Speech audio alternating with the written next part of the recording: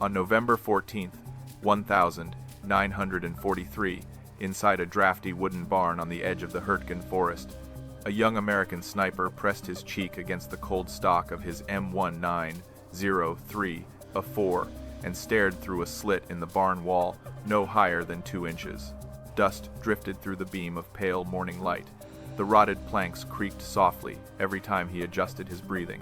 Outside, the forest was dead quiet, too quiet for a front line that had been bleeding men for days. Private First Class Mark Delaney had been ordered to cover the narrow logging road running past the barn. It wasn't much of a position, just a farm shed barely holding itself together, but it was the only shelter within 300 yards. Higher command insisted all firing positions be taken from windows or elevated openings. Shooting through improvised holes that soldiers carved into walls was strictly banned. Too risky, unpredictable ricochets, uncontrolled muzzle flash, structural collapse under German artillery. But Delaney already knew the windows were useless. The angles were wrong. From up there, the road dipped too sharply, disappearing behind a low embankment. Anyone approaching from the tree line would be invisible until they were almost at the barn door, and by then, it would be too late for him or for the squad pinned behind him, waiting for his overwatch to keep them alive. He slid lower, pressing his body flat to the splintered floorboards. The rope coils and bedrolls tossed beside him shifted as he steadied the rifle. Through the slit, he saw movement 6 German infantrymen emerging from the trees, rifles slung, scanning the road like hunters tracking wounded prey. They were close, too close, 50, maybe 60 yards. Delaney exhaled slowly, feeling the wooden rim of the slit scrape his barrel. The slit was his idea, his barn wall sniper slot. A stupid hack, his sergeant had called it. You'll blow your own face off with a ricochet. Close it up. Delaney had nodded, pretended to board it shut, then reopened it the moment the sergeant left. Because he knew the textbook didn't matter out here. The ground dictated the fight, not doctrine. The Germans stepped into view, silhouettes clear through the scope. Delaney steadied his trigger. The barn wall shielded his muzzle flash. The angle gave him perfect downward control. One breath, one shot, one chance to prove the rule break wasn't madness. And in the next 13 minutes, that little slit would rewrite everything his squad believed about forbidden firing ports. The cold air leaking through the gaps in the barn wall carried the faint metallic scent of distant gunfire, reminding Delaney that the front line was never more than a heartbeat away from erupting without warning. The Hürtgen trees stood like a wall of black spears beyond the clearing, and their rigid silhouettes made it difficult to distinguish German scouts from the dead timber scattered across the frozen ground. Every breath Delaney took created a faint halo of mist before fading into the darkness around him, and he pressed his cheek harder against the rifle stock to steady his nerves. Behind him, the rest of his squad whispered updates over the radio, describing scattered German movements that had been growing bolder every hour since sunrise. They relied entirely on Delaney's overwatch to prevent a full encirclement, because the barn had become the last point on the road where their line of sight remained unbroken. The rough wooden structure, though barely standing, provided just enough cover to conceal their defensive posture from the approaching German patrols, probing every possible angle of advance. Delaney understood that if he failed to spot an enemy team moving up the road, the squad would be caught in a brutal crossfire before they had any chance to reposition or call for supporting fire. This barn, as fragile and miserable as it appeared, was the spine holding their defense together, and losing it meant losing the road entirely. High Command had insisted the position would be safe enough as long as all fire came from elevated openings, but Delaney already knew the Germans were using the terrain's downward slope to mask their movement from any window higher than shoulder height. The enemy had adjusted their route across the tree line with unnerving precision, advancing in staggered clusters that remained invisible until they crossed the narrow depression directly across from the barn. Once they stepped into the depression's far edge, they could sprint the remaining 40 yards before the Americans even realized the threat was present. Delaney's scope had caught glimpses of these maneuvers over the past 2 days, each sighting sharpening his conviction that the windows were tactically useless for the fight unfolding around them. As he watched the tree line again, the shapes of additional German troops materialized with chilling clarity, their outlines moving carefully between fallen branches while maintaining deliberate squad spacing. Their formation suggested reconnaissance elements feeling out the American position, preparing the ground for a much larger force waiting behind them. Delaney felt the boards under his elbows vibrate with each subtle adjustment of his rifle, and even the rope coils beside him seemed to tremble as if sharing the barn's tension. His breathing grew slower, deeper, controlled with the precision drilled into him during sniper training, because he knew panic had no place in the next few minutes. Further behind him, his squad leader barked short commands to redistribute ammunition and tighten the defensive perimeter, stressing that the Germans were no longer testing them, but preparing for a decisive push along the road. Delaney could hear the nerves in their voices, muted but unmistakable, as they reminded one another where the fallback points were marked on their hand-sketched map. Yet every man understood that falling back meant surrendering the only lane where reinforcements could arrive, so retreat was not a realistic option unless they were already overrun. Delaney pressed deeper into the shadows and studied the advancing shapes with a calm that felt unnatural, almost detached, as if the barn itself had swallowed his fear and replaced it with instinct. The Germans' slow, calculated movement told him they were minutes away from spotting the structure and committing to an assault that would break the American line if he failed to stop them. He knew this approaching moment was exactly why he had cut the forbidden sniper slit, and he also knew he would rely on it completely before the next shot was fired. The barn erupted with nervous motion as the squad recognized the shifting tempo of the German patrol, and every man inside instinctively tightened his grip on whatever weapon he carried. The cramped interior made even the smallest adjustment feel clumsy, forcing the soldiers to duck under loose rafters while stepping around scattered gear that clattered softly against the wooden floor. Sergeant Weller moved through the dim space with hurried precision, issuing clipped commands that revealed far more urgency than he intended to show, because he understood the consequences of losing control at this stage of the engagement. He ordered the radio man to attempt contact with the platoon net, hoping for reinforcements that everyone knew were unlikely to arrive before the Germans closed the distance entirely.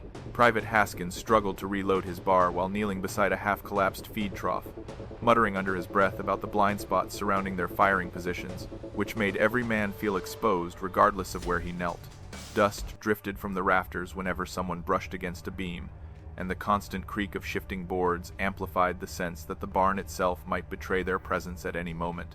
The smell of oil, sweat, and old hay blended into a thick atmosphere that made breathing feel heavier with each passing second. Even whispered conversations carried a sharp edge, because every soldier sensed the Germans were closing in with a confidence that suggested prior knowledge of the Americans' location. Delaney felt the weight of the entire squad pressing on his shoulders, not through words but through the quiet expectation in their glances whenever they passed behind him. The barn's narrow interior forced them to move single file around his prone body, making him the immovable center of their defensive formation, whether he wanted that responsibility or not. He could hear Haskins fumbling a fresh magazine into the BAR, the metal tapping against the receiver in short, frustrated bursts that betrayed the tremor in the young man's hands. Sergeant Weller crouched briefly beside Delaney, asking if he still had clear eyes on the approaching squad, and Delaney simply nodded, unwilling to break his concentration by speaking aloud. The radio crackled weakly with static as the radio man tried another frequency, but the interference from the thick forest canopy rendered every attempt nearly useless. The squad knew they were effectively cut off, and several pairs of eyes darted toward the single rear exit, evaluating the chances of survival if they were forced to retreat through the deep mud behind the barn. However, everyone recognized that abandoning the position would give the Germans complete control over the road, allowing them to pour en masse toward the American lines with devastating momentum. The thought hovered in the air like a quiet, unwelcome truth, amplifying the tension inside the cramped structure. Delaney shifted slightly to the left, pressing his ribs against the floorboards as two soldiers squeezed past him, their boots thudding quietly while they repositioned near the northern wall. The barn's confined layout made every movement feel exaggerated, and each soldier's attempt to find better cover resulted only in more collisions and muttered apologies. A loose plank above Delaney's shoulder vibrated every time someone stepped near the wall, sending fine trails of powdered wood across his sleeve. He kept his eyes fixed on the slit, but the chaos behind him seeped into his awareness, reminding him that a single mistake could unravel their entire defense. Sergeant Weller issued another round of rapid instructions, urging the men to conserve ammunition and hold fire until Delaney confirmed the Germans had committed to the approach. The sergeant's voice, usually calm and deliberate, carried a sharp quiver that betrayed the pressure building inside the barn, and every man felt the rising tide of anxiety twisting in their stomachs. Delaney steadied his breath again, letting the noise fade behind him, because he understood that all the frantic movement, whispered fear, and cramped discomfort would mean nothing once the first rifle shot echoed through the trees. He knew the squad needed a moment of clarity, and that moment depended entirely on the slit he had carved into the barn wall, an idea once mocked, now their only anchor against the chaos closing in around them. The tension inside the barn deepened as Delaney steadied his breathing, reminding himself of every line from the infantry field manual that had been drilled into him during training. The official doctrine insisted that all defensive fire from temporary structures must originate from elevated openings, primarily because height reduced the chance of ricochets and minimized the visibility of muzzle flash against the background landscape. Instructors repeatedly emphasized that soldiers firing from low, improvised slits risked sending rounds through unstable materials, potentially causing unpredictable fragmentation that could wound friendly troops or compromise the integrity of the structure itself. Delaney remembered standing in a dusty classroom at Camp Hale, while a stern sergeant pointed to diagrams showing shattered boards, warped beams, and ricocheting fragments bouncing dangerously in confined spaces. They had been taught that barns, cabins, and civilian buildings were never designed to withstand sustained combat fire, meaning any soldier who carved a firing port too close to the floor risked destabilizing the entire wall under stress. The manual insisted that windows provided the safest balance between visibility and protection, offering reliable angles while keeping the shooter's silhouette above the typical line of enemy return fire. Delaney could almost hear the instructor's voice replaying in his head, warning recruits that improvisation always carried hidden costs, especially when the enemy exploited every weakness with ruthless precision. The warnings were repeated so frequently that most recruits adopted them as unbreakable truths long before seeing a battlefield for the first time. Yet, Delaney had discovered during the previous days that these textbook principles failed entirely within the unique terrain surrounding the old barn and the dense forest beyond it. The windows, though perfectly aligned with doctrine, offered only a broad and useless view of treetops and fog drifting lazily across the upper slopes of the clearing. The real battlefield existed far below those lines of sight, where the logging road dipped sharply into a shallow trough that obscured approaching movement until it was too late for anyone inside the barn to respond. Each time Delaney attempted to use the window during earlier reconnaissance, he found himself staring into a canvas of green shadows, while missing critical movements occurring just a few feet above ground level. He had tried explaining this to Sergeant Weller earlier in the week, describing how the angle of the terrain turned the windows into decorative holes rather than functional firing positions, but the sergeant had dismissed the concerns with a tired expression. Weller argued that regulations existed to protect soldiers from their own impatience and improvisation, especially when fear could cloud judgment under pressure. He insisted that deviating from doctrine created liabilities that multiplied quickly under fire, and he warned Delaney that unauthorized modifications would earn disciplinary action if discovered by higher command. The sergeant repeated that every rule in the manual had been written in blood, a phrase officers used frequently to silence dissent before it could grow into dangerous autonomy. Even so, Delaney continued to test angles, lying flat on the floor and crawling beneath scattered gear to understand exactly how enemy silhouettes moved across the road. He discovered that the barn's warped boards created a natural 2-inch seam near the floor, just wide enough for a rifle barrel if positioned carefully, and he realized instantly that this slit offered a firing line, unmatched by any official opening. The angle was low, controlled, and almost perfectly aligned with the depression the Germans used for concealment. From that seam, the enemy's silhouettes became clear, full-bodied targets rather than fleeting glimpses swallowed by the slope. But the manual, strict and unwavering, had forbidden exactly this kind of firing port, for reasons rooted more in blanket caution than battlefield reality. Every lesson Delaney had been taught insisted he abandon the idea, and every instinct honed by experience told him the textbook was dangerously blind to terrain. As he watched the approaching Germans shift into a more deliberate assault formation, he understood once again that the doctrine designed to keep him alive was now the very thing standing between survival and collapse. Delaney had long suspected that the official doctrine failed, not because the instructors were wrong, but because the battlefield had changed in ways the manual never anticipated, especially within the punishing terrain of the Hürtgen Forest. The enemy operated with a level of terrain awareness that surpassed anything described in training, moving with deliberate precision through low ground that rendered elevated firing positions nearly useless. German patrols had studied the dips, folds, and shadows of the road so thoroughly that they approached like hunters who knew exactly where the blind spots existed and how to exploit them. Every time Delaney watched them emerge from the tree line, he recognized the same pattern. A short burst of movement, a momentary disappearance into the trough, and then a final advance that brought them dangerously close before any window-based shot could be taken. He realized these tactics transformed the windows into decorative apertures rather than functional firing stations, leaving the squad exposed to threats they could neither predict nor counter with sufficient speed. The problem was not merely poor visibility, it was the fatal delay created by waiting for the enemy to climb out of the depression and into view. A delay that gifted the Germans the first, decisive opportunity to fire. Delaney knew that even a half-second advantage could determine whether the squad survived, and that advantage vanished entirely whenever he relied on the elevated openings prescribed by the manual. The doctrine assumed flat ground, open fields, and predictable engagement ranges, none of which existed within the cramped and uneven landscape surrounding the barn. As he lay prone on the cold floor, Delaney studied the seam at the base of the wall again, tracing its narrow length with his eyes while listening to the shifting noise of his squad behind him.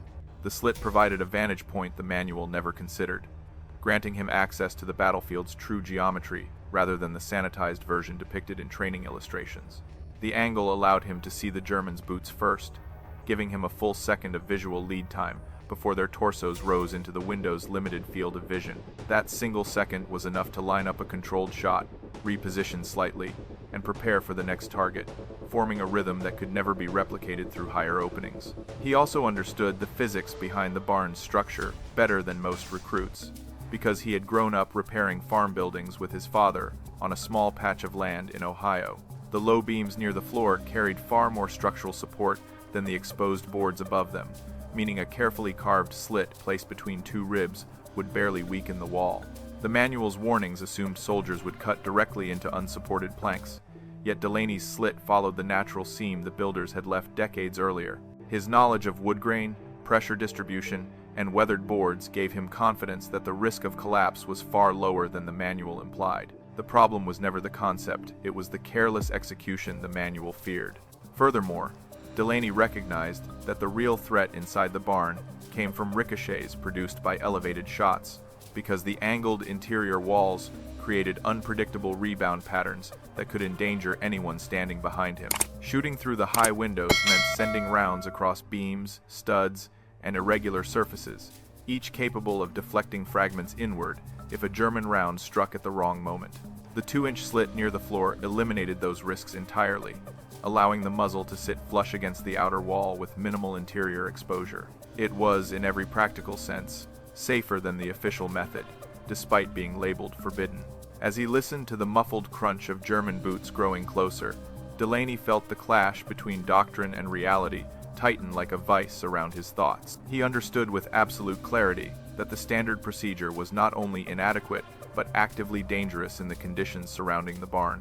The hidden flaw at the heart of the regulation lay in its assumption that soldiers always fought from positions designed for defense, rather than decaying structures warped by time and weather.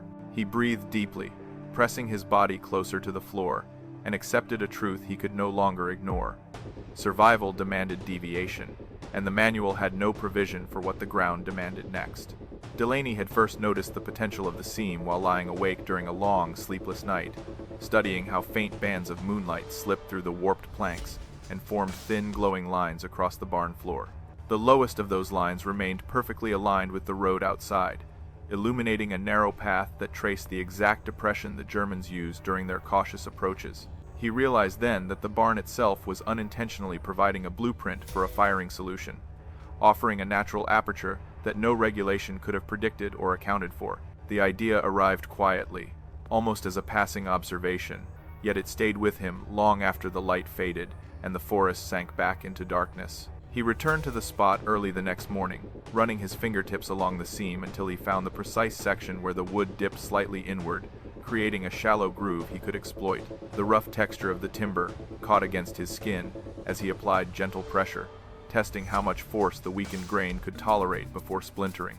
He used the tip of his bayonet to pry along the edge, working slowly and carefully, widening the gap only enough to accommodate the barrel of his rifle while keeping the modification nearly invisible from the outside.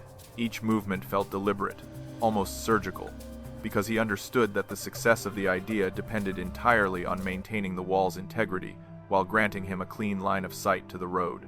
As he crouched beside the slit, he evaluated how the angle of his rifle would interact with the exterior terrain, adjusting his posture repeatedly to achieve a stable firing position without exposing his face to potential fragments. He discovered that by laying completely prone and bracing his left elbow against a supporting beam, he could create a triangle of stability strong enough to absorb recoil with minimal barrel drift. The position was awkward, forcing his ribs against the cold floor and his neck into an uncomfortable twist. Yet it delivered an unparalleled vantage point that transformed the barn from a vulnerable shelter into a hidden marksman's nest. The moment felt strangely empowering, as though he had uncovered a tactical secret concealed within the building's neglected structure. His squad, however, saw none of the nuance behind his calculations, noticing only that he appeared to be digging into the barn wall, like a man losing his composure under pressure. Private Haskins had whispered that Delaney was trying to shoot through a crack like a trapped raccoon, prompting quiet laughter from two riflemen who assumed the sniper had finally snapped after days of growing tension. Even Sergeant Weller regarded the idea with visible frustration, warning him that unauthorized modifications could result in disciplinary action or, worse, endanger the entire squad if the wall gave way during combat. Their skepticism washed over Delaney with a mixture of embarrassment and stubborn resolve, but he refused to abandon the one strategy he believed truly matched the forest's unforgiving terrain. He continued refining the slit during brief lulls in movement, shaving small curls of wood from the interior side until the edges formed a smooth, controlled frame for his rifle barrel. Each adjustment reinforced his confidence that the idea, despite appearing reckless to everyone else, had a scientific basis grounded in geometry, physics, and the natural lines of the battlefield. He checked the alignment again by tracking an imaginary target across the road, noting how the lowering afternoon sun cast shadows that clarified depth, angle, and distance in ways the elevated windows never could. The more he tested the slit, the more convinced he became that this improvised method was not a gamble but a necessity. By the time the Germans began their afternoon patrols, Delaney had refined his firing position into something dangerously effective, even if no one around him appreciated the logic behind it. The sergeant's warnings lingered in the back of his mind, but so did the memory of German boots emerging from the trough long after the windows had failed to provide adequate visibility. He understood that his survival, and the survival of every man behind him, hinged on a solution that official doctrine simply could not provide. And as he settled into the unlikely shooting posture once more, he accepted fully that his stupid idea was no longer merely an experiment, but the foundation of the only strategy capable of stopping the enemy before they reached the barn's fragile walls. Sergeant Weller confronted Delaney barely an hour after the slit had taken its final shape, stomping across the barn floor with a heavy impatience that made every loose board groan under his boots. He had just returned from checking the outer perimeter, and the moment his eyes settled on the widened seam near the floor, his expression hardened into the unmistakable mask of a man preparing to shut down an idea before it spiraled into catastrophe. Without waiting for an explanation, he demanded to know why Delaney was carving holes in a civilian structure that barely supported its own weight, emphasizing that unauthorized modifications were strictly forbidden under battalion regulations. The squad fell silent around them, sensing the rising tension and anticipating another lecture about discipline and battlefield order. Delaney attempted to explain the tactical advantage the slit provided, describing how the low angle intersected perfectly with the depressed stretch of road the Germans used to mask their advance. He spoke calmly, laying out each point with the clarity of someone who had rehearsed the argument several times in his head. But Weller interrupted him before he could finish, dismissing the idea as reckless improvisation that endangered everyone inside the barn. The sergeant argued that firing through a low, unsupported section of wall created unpredictable vulnerabilities, including the risk of structural collapse from sustained recoil or enemy return fire. His voice grew sharper with each sentence, carrying the clipped authority of a man who had spent too many years enforcing rules designed to keep frightened soldiers alive. The rebuke cut deeper than Delaney expected, not because of the words themselves, but because he sensed the widening gap between what the manual prescribed and what the terrain demanded. Weller warned him that if the slit remained open, German patrols would spot the irregularity quickly and focus fire on the barn's lower section, potentially breaching the wall and exposing the squad to immediate danger. He emphasized that any deviation from doctrine invited disaster, reminding Delaney that the army had developed its rules through hard losses and brutal mistakes paid for in blood. The other men nodded slightly, more out of habit than conviction, yet their agreement added enough weight to the moment that Delaney felt briefly isolated in his belief. Despite the sergeant's disapproval, Delaney maintained his composure, insisting that the elevated windows offered no viable field of fire and would fail catastrophically once the Germans committed to their advance. He gestured toward the tree line, explaining how the slope concealed enemy movement and forced the squad into a delayed reaction every time footsteps echoed from the forest edge. His reasoning was logical, precise, and supported by 2 days of observation. Yet Weller refused to entertain the possibility that the manual might fall short in such a twisted, unpredictable environment. The sergeant's frustration culminated in a firm order to close the slit immediately, reinforcing that disobedience would be treated as a serious infraction. Reluctantly, Delaney pretended to comply, gathering a few broken planks and pressing them loosely over the seam, while Weller hovered nearby to ensure the task appeared completed. The sergeant eventually stepped away to address another issue, leaving the squad to resume their preparations with a palpable sense of unease lingering in the air. As soon as Weller moved out of sight, several soldiers exchanged glances that combined both skepticism and faint appreciation, because despite their earlier doubts, they understood Delaney's reasoning more clearly after witnessing the exchange. Still, they dared not openly challenge the sergeant's orders, knowing the consequences for insubordination were swift and severe. When the barn finally settled into a fragile silence, Delaney inched back toward the wall and evaluated the hasty cover he had placed over the slit, noticing immediately that it was far too flimsy to withstand any significant pressure. He waited for the sounds of Weller's footsteps to fade before easing the planks aside and confirming that the original firing line remained intact behind them. Although the argument had left him shaken, it also clarified the stakes.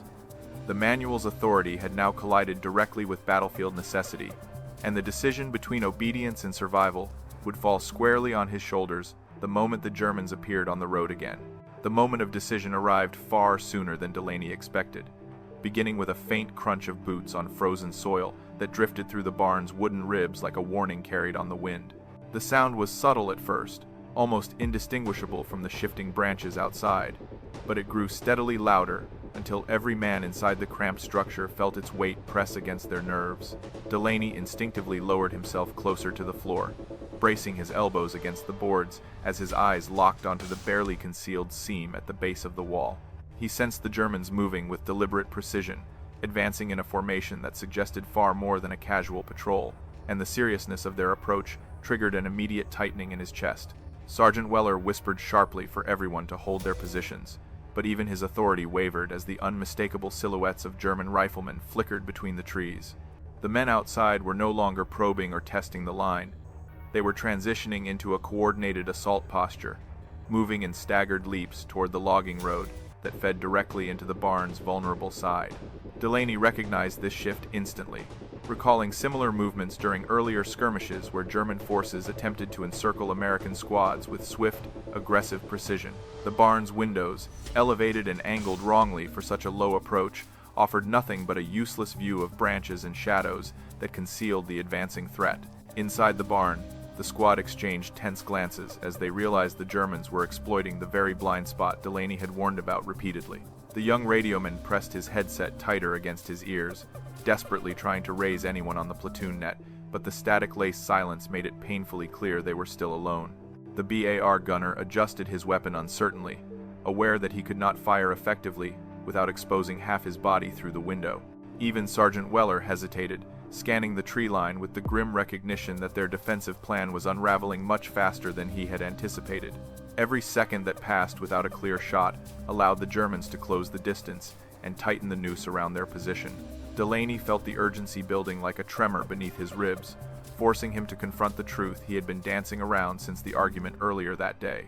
The squad had no viable line of fire unless he reopened the slit and engaged the enemy from ground level. He watched one German scout crouch low and signal to the others, his hand slicing the air in a practiced motion that indicated an imminent rush toward the barn. Delaney knew that once they moved into the depression near the road, they would vanish completely from the window's field of vision, leaving the American squad effectively blind and helpless. The interior of the barn tightened with fear, as every soldier sensed the invisible countdown, marking the seconds before the German push began. A muffled clatter of gear from outside confirmed that the enemy unit had shifted into its final staging position, and Delaney heard at least one machine gun team preparing to cover the advance with suppressive fire. He felt the coarse grain of the floorboards beneath his gloves as he slid forward, positioning himself directly in front of the slit he had concealed earlier under pressure from Sergeant Weller. The planks covering the seam wobbled slightly under his touch, and he removed them with the quiet precision of someone who understood the balance between risk and necessity. Above him, the other soldiers were adjusting their stances in frantic, uncertain movements that betrayed their mounting fear. Yet none of them had a clear target, or even a confirmed direction of attack. As Delaney pressed his eye to the scope and angled the muzzle through the freshly exposed slit, the entire battlefield snapped into focus with haunting clarity. The Germans were less than 70 yards away now, descending into the shallow cut of the road that rendered them invisible to every vantage point except his improvised firing position. Their speed increased as they dropped below the window's line, disappearing entirely from the view of the rest of the squad. For a brief, excruciating moment, Delaney realized he alone could see the threat bearing down on them, and the weight of that knowledge settled on his shoulders with crushing intensity. He exhaled slowly, letting the barn's chaos fade into a distant hum, and understood with absolute certainty that the decision had already been made for him. There was no doctrine left, no debate, no room for hesitation. The battlefield had dictated the only possible choice, and survival demanded that he break the rule the sergeant had tried so forcefully to enforce. As the Germans prepared their final sprint toward the barn, Delaney's finger found the trigger, and the forbidden slit transformed once more into the only lifeline standing between his squad and annihilation. Delaney slid fully into position, lowering his body until his chest pressed flat against the cold floorboards, anchoring himself with a steadiness born from equal parts instinct and desperation. The barn around him vibrated with the restless tension of a squad preparing to die without ever seeing the threat that hunted them. Yet his world narrowed into a single thin line of visibility framed by the forbidden slit he had just revealed. He inched the rifle forward with meticulous care, ensuring the muzzle sat flush against the outer planks, so no interior flash or dust plume would betray their presence. His muscles tightened as he braced his elbows against the supporting beam beneath the wall, forming a stable triangle that absorbed the rifle's weight and locked his aim directly onto the shallow cut of road where the Germans were now advancing unseen. The first German appeared exactly where Delaney expected, half-crouched, leaning forward with the unmistakable confidence of a scout who believed he had bypassed the American's line of sight. Delaney aligned the reticle over the man's chest, noting how the soldier's breath fogged the winter air in a slow rhythm that gave away his pacing. He squeezed the trigger with a controlled pressure that barely disturbed the barrel, sending a tightly contained shot that punched through the target before the sound had even fully echoed across the clearing. The German collapsed instantly, dropping into the trough without a cry, his body concealed from the perspective of his squadmates farther up the slope. Before the ringing recoil faded, Delaney shifted his rifle less than an inch to the right, reacquiring the next silhouette emerging from the tree line with the same forward-leaning momentum. His mind entered a state of hyper-focused calm, filtering out the panicked whispers and boots shifting nervously behind him as he repeated the motion: exhale, settle, squeeze until a second figure folded silently beside the first. The forbidden slit gave him a vantage point so precise that each shot connected before the Germans fully recognized the depth of the danger forming directly in front of them. He understood immediately that the success of this method hinged not only on accuracy, but on the near-invisible profile it provided, making the barn appear completely dormant even as enemy soldiers fell in rapid succession. A third German broke from the group, turning sharply as if sensing the wrongness in the air, but Delaney tracked the movement with an almost mechanical precision, compensating for the sudden lateral motion by adjusting his forward elbow and tightening the sling wrapped around his firing arm. The shot cracked through the slit with a dull, muted resonance, striking the man squarely and sending him tumbling sideways into the depression. The angle of the slit allowed Delaney to maintain perfect downward control, preventing any over-travel of the barrel and enabling him to maintain an uninterrupted line of fire as the Germans began to react.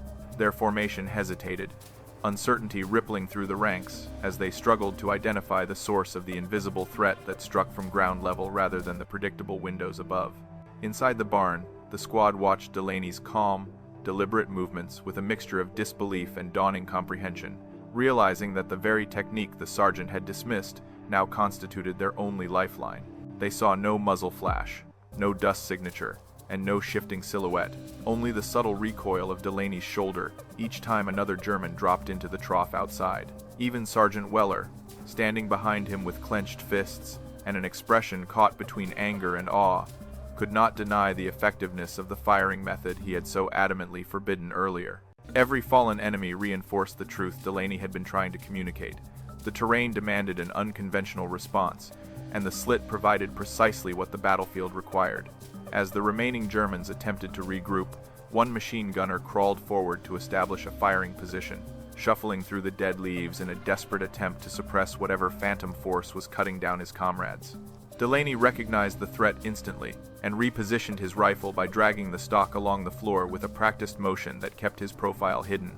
The narrow aperture framed the gunner perfectly, and with a steady breath, Delaney fired a round that shattered the attempt before the MG-42 could unleash a single burst. The remaining soldiers froze, confused by the unseen precision stalking them from an angle they had never been trained to counter. Delaney's heart pounded with controlled intensity as he prepared for the next target, knowing the slit had just shifted from forbidden experiment to the decisive factor, keeping his squad alive.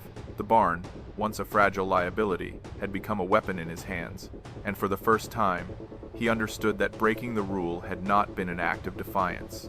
It had been the only path to survival in a fight the manual had never imagined.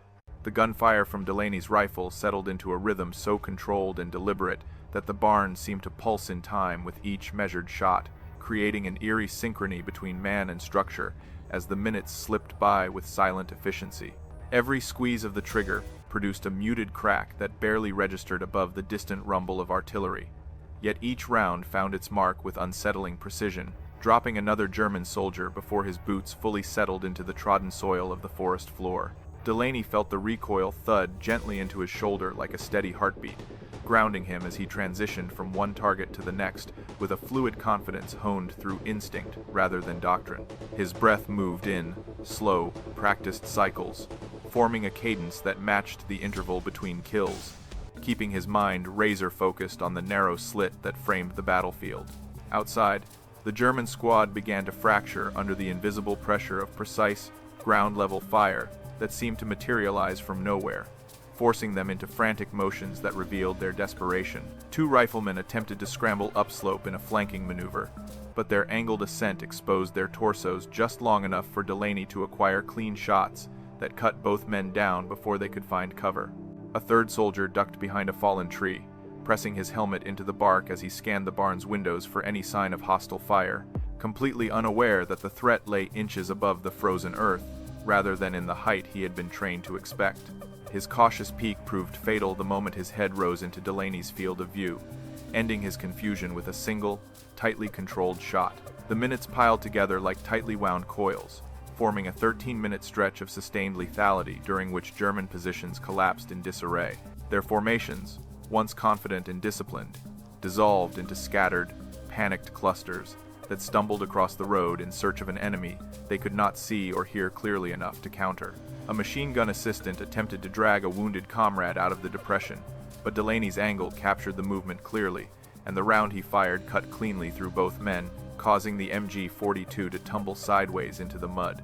Another soldier sprinted toward the base of a nearby pine for protection, yet the downward line from Delaney's slit caught the precise moment his foot left the ground, sending him sprawling sideways in a flurry of limbs and debris.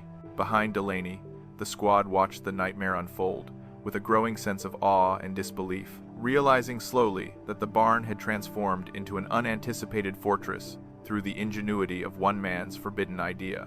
They no longer questioned his judgment or the unorthodox method he employed. Instead, they found themselves adjusting their own positions to support the rhythm he created, preparing for any Germans who might slip past his line of fire. Even Sergeant Weller stood frozen at first, torn between the lingering sting of his earlier reprimand and the undeniable truth that Delaney had single-handedly prevented the squad from being overrun.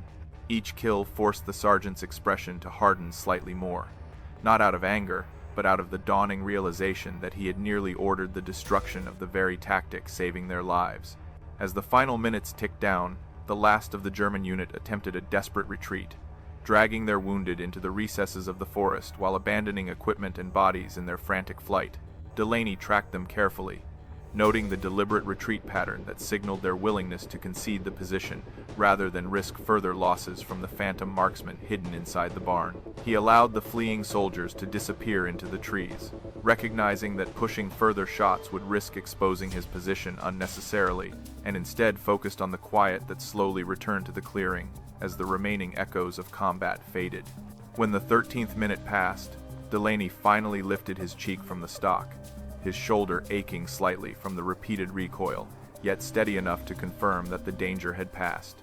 20 Germans now lay scattered across the road and embankment, each felled by a single, deliberate shot, fired through a banned firing port that had proven more effective than any sanctioned tactic the manual endorsed. The barn, still trembling faintly from the residual energy of combat, had become the silent witness to a feat of marksmanship and tactical insight that defied the rigid expectations of military doctrine. And as Delaney exhaled fully for the first time since the assault began, he understood that the unorthodox slit had not only altered the battle, but had rewritten the squad's understanding of what survival truly demanded. When the gunfire finally ceased and the forest settled into an uneasy stillness, the squad remained frozen in place, unsure whether the silence marked safety or merely the pause before another attack. Slowly, one by one, the men rose from their cramped positions and approached the narrow space behind Delaney, studying the road outside with the disbelief of soldiers who could scarcely comprehend the scale of what had just unfolded. The bodies scattered across the embankment formed a grim yet undeniable testament to the precision of the shots, each placed with surgical clarity and delivered from a vantage point the manual had claimed was too unstable to be trusted. Even the wind seemed hesitant to disturb the scene, brushing cautiously across the barn's battered walls as if acknowledging the severity of the moment. Sergeant Weller stepped beside Delaney with a stiffness that betrayed his internal conflict, torn between the authority he was expected to project and the growing recognition that his earlier assessment had been wrong. He stared through the slit with a long, measured breath, noting the perfect downward angle that matched the exact geometry of the terrain outside, and for several seconds he said nothing, choosing instead to absorb the implications before speaking. When he finally exhaled, his voice carried none of the harshness from earlier confrontations, replaced instead by a quiet awe mixed with a reluctant admiration. He admitted that the 20 bodies lying on the road could have been 20 American graves if the squad had relied solely on the elevated windows demanded by regulation. Behind them, the rest of the team began piecing together the broader impact of Delaney's actions, moving closer to the slit as if it were an artifact of impossible ingenuity rather than a simple gap in old wood. A few crouched beside the seam, running their fingers along the edges of the cut to feel how carefully the wood had been shaped, marveling at the precision that differentiated the slit from the reckless hacking they had originally imagined. Their expressions carried a mixture of gratitude and embarrassment, each man recognizing how quickly they had dismissed the idea without understanding its purpose or the technical insight behind its creation. The transformation of their attitudes unfolded silently, with each soldier silently acknowledging that the forbidden method had been their only true defense. Weller eventually knelt beside Delaney, pressing his palm against the board to test its strength, and realized immediately that the wall remained solid despite the repeated recoil from the rifle. He saw how the slit aligned perfectly between two supporting beams, distributing the force evenly and minimizing any structural risk, contradicting every fear he had voiced earlier with such assertiveness. His jaw tightened as he understood that Delaney had not acted impulsively, but had instead applied a level of engineering awareness far beyond what the manual accounted for, tailoring the structure's weaknesses into a tactical advantage the Army had never intended. The realization forced him to confront the limits of doctrine and the hidden strengths found in a soldier who dared to think beyond the page. The radio man approached next, still shaking slightly from the tension of the battle, and asked Delaney how he had known the slit would offer such control over the depression outside. Delaney answered quietly, explaining that he had spent hours studying the ground, watching how shadows shifted and how enemy boots entered the trough at predictable intervals, recognizing patterns long before the sergeant ever believed there was a threat worth addressing.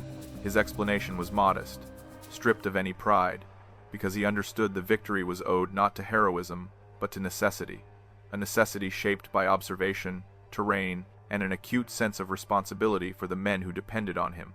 The squad listened closely, absorbing every detail with the reverence usually reserved for stories of seasoned veterans rather than young snipers fighting to survive. As the weight of the aftermath settled over them, Weller placed a firm hand on Delaney's shoulder, not as a correction but as an acknowledgement of the judgment he had underestimated.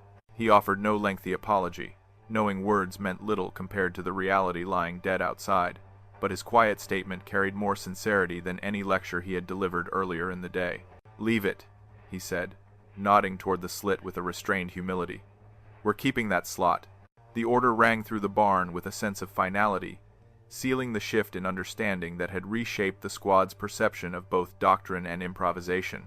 In that moment, the forbidden barn wall sniper slit ceased to be a reckless violation of rules and became a symbol of adaptation, ingenuity, and survival, marking the transition from a team bound by regulations to one guided by experience and respect for the realities of the battlefield.